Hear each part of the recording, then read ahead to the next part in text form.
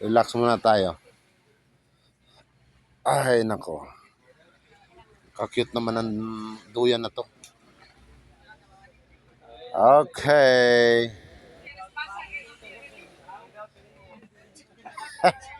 Kita niyo yan, no? Si ano to, si uy, diyan ka lang. Doon ka lang. Si ano yan, si Boko Girl. Ayan, no? Si Boko Girl. Pakita ka rin, no? Talaga. Uy. Ayan, so natagpuan natin si Boko Girl dito sa Talisay Beach. Ayan.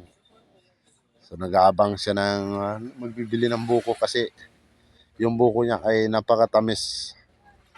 Ayan. Buko kayo dyan. Bili kayo buko. At shoutout nga dyan sa lahat ng nagbiyahe ngayon dito sa El Nido. At shoutout po sa inyong lahat. Ayan, so good morning po sa inyong lahat. At nandito nga tayo sa, sa Torsi. Ayan, so nakabiyahe na naman tayo. At dito nga pala kami nagpa-lunch ngayon sa Talisay Beach. Ayan, yung bangka namin. Ayan. Wagyu boy, Wagyu.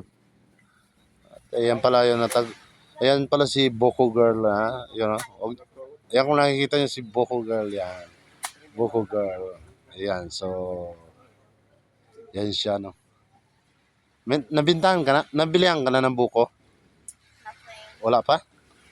Aroy. Beer, wala pa rin? Isa lang. Isa pa lang. So, isa pa lang yung nabilihan sa kanya. Beer pa lang. Yung buko wala pa. Siguro mamaya pa yan.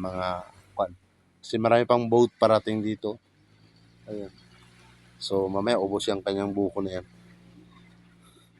May idea ako para madali maubos yung buko. May technique siya. Ipamigay mo. Tapos bago bayad. Oo, yung gano'n.